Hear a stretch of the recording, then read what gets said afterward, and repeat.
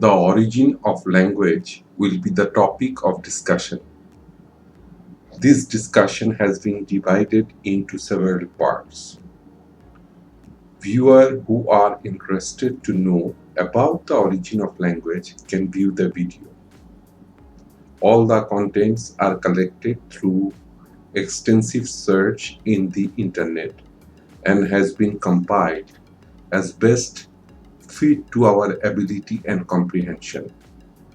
If there is any misrepresentation of any fact, we request for the viewer's discretion.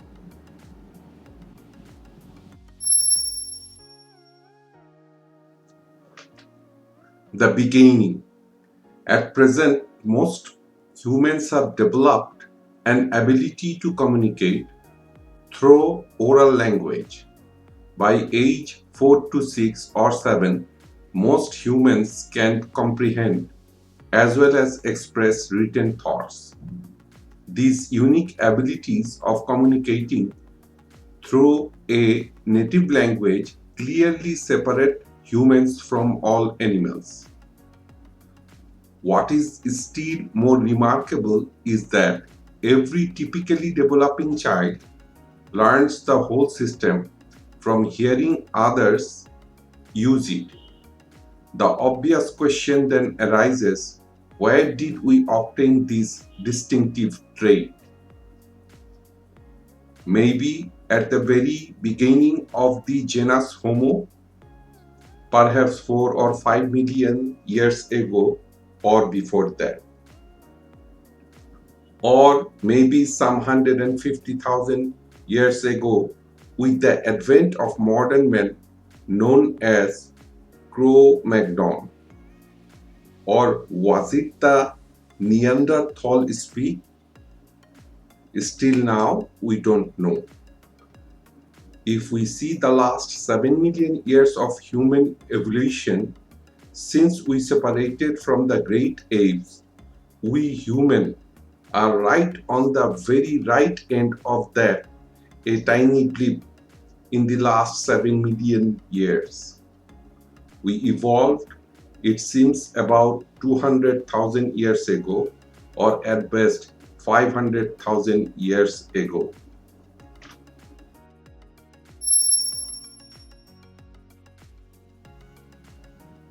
If today anyone is asked what is the greatest technological invention has been ever made in human history and which is the basis of all subsequent technological breakthrough and when was it made? A lot of us will respond with different time frames and inventions. But the simple answer is that the greatest technological breakthrough of human beings is the language, and it was discovered 2 million years ago. The first and the greatest information age by Homo erectus, our mom and dad. Homo erectus is one of the most successful species on Earth as they lived for almost 2 million years, where our existence can be dated back only 200,000 years or at most 500,000 years back, considering Neanderthal as just the early human species of modern era. They have explored the world both through water and land. Unfortunately, they have some deficiencies as far as the vocal apparatus is concerned. They had the vocal apparatus of a gorilla. In compared to us, they could not make all the sound that we make today. It is to be noted that as far as language is concerned, it was never been an issue. As there are many languages in the world today which has less than 12 sounds only. For example, in the Amazon jungle, there is a language called Piranha, and it only has 10 sounds for women and 11 sounds for men. It is to the admiration of this language that It is a fully functional language with 11 sounds only.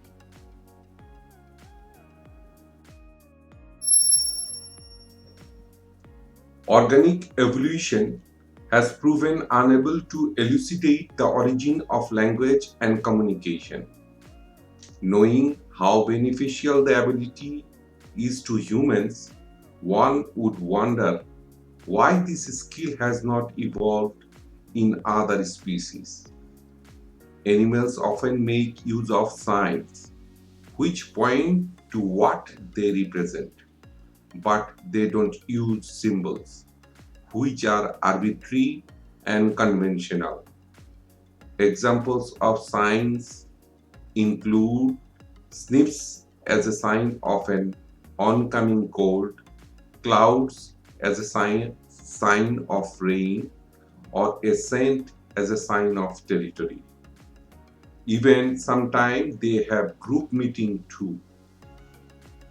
Symbols include things like the word we use to describe dog, as in English, hound in Germany, chien in French, perro in Spanish language. All these are symbols that refer to the creature so named. Yet, each one contains nothing in it that in any way indicates that creature. In addition, language is a system of symbols with several levels of organization. At least phonetics, the sounds, syntax, the grammar, and semantics, the meanings. So, what is a symbol first of all? What is symbol? A philosopher named Charles Sanders Peirce from the United States who lived over 100 years ago defined there are three kinds of signs named as indexes, icons, and symbols. Indexes, which are signs that are physically connected to what they represent. For example, if we smell smoke, we know there is a fire. So, smoke is an index of fire. A footprint is also an index. It is to be noted that all animal needs sign, especially referring to our five senses evolved for us to be read indexes. The second kind of sign is icons. Here in icons, there has no physical connection, but there is a physical resemblance. The Mona Lisa is an icon. The cross in Christianity started off as an icon and has become a symbol. And the third one is the symbol. By definition, symbol is a sign that is conventionally or culturally connected to its meaning. Like the color red is a symbol in China, which expresses luck, joy, and happiness. It also represents celebration, vitality, and fertility. And the most fascinating fact, when Mr. Charles mentioned that signs in the form of indexes come first or more simple, and then icons, and then symbols. He inadvertently and indirectly predicted exactly what we find now in the archaeological record. So, sign was there all the time for all the animals as the animal kingdom exists for the last 4 to 5 billion years.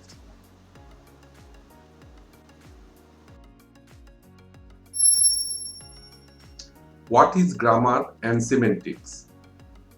Now, what kind of grammar is required to construct the language? There are great theories of grammar related to language learning by brilliant thinkers, which can be a topic of discussion later. To keep things brief, it has been found that grammar can be defined in three simple stages. For example, grammar 1, in short G1, grammar 2, in short G2, and grammar 3, in short G3. G3 is the final stage normally we used. Grammar 1 are just grammars in linear order.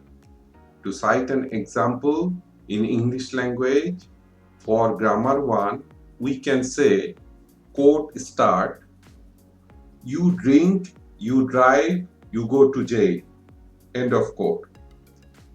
Another example can be, quote start, no mask, no services, quote ends. In this current COVID-19 situation. In grammar 1, the words are in linear order. In grammar 2 has hierarchy. The same above example in grammar 2 will be, quote starts, if you drink and you drive, then you go to jail, quote ends. Here in grammar 2, we add more words and make a larger sentence.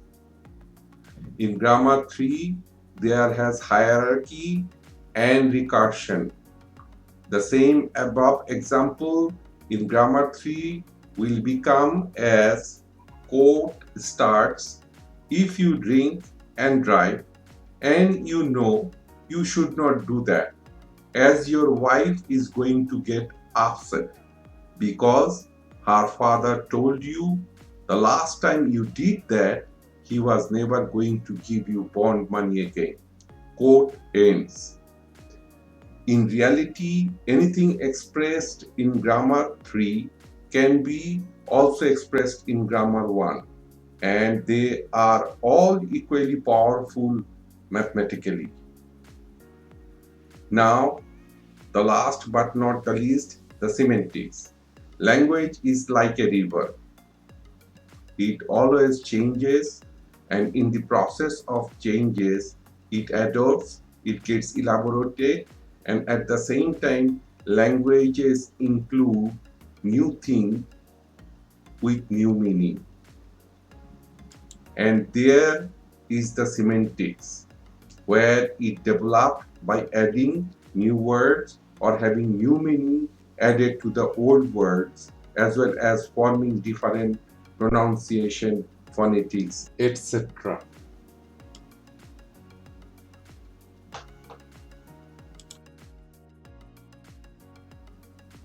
Asking the right question.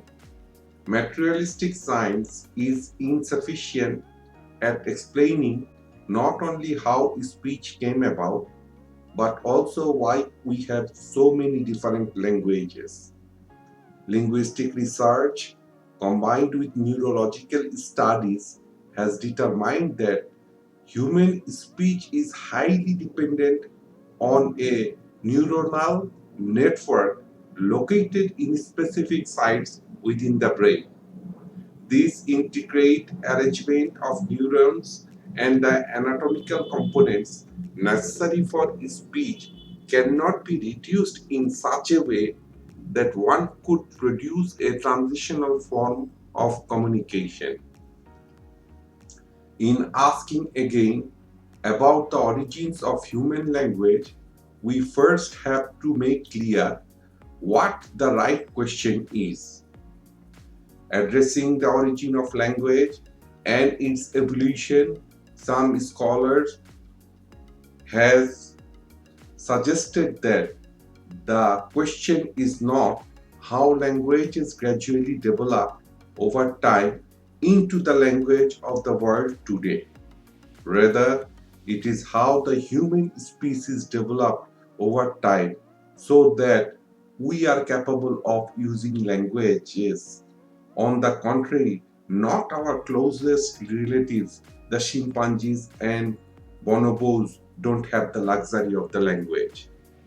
What happened to humans in the last 6 million years or so since the hominoid and chimpanzee lines diverged, and when and how did humanoid communication begin to have the properties of modern language?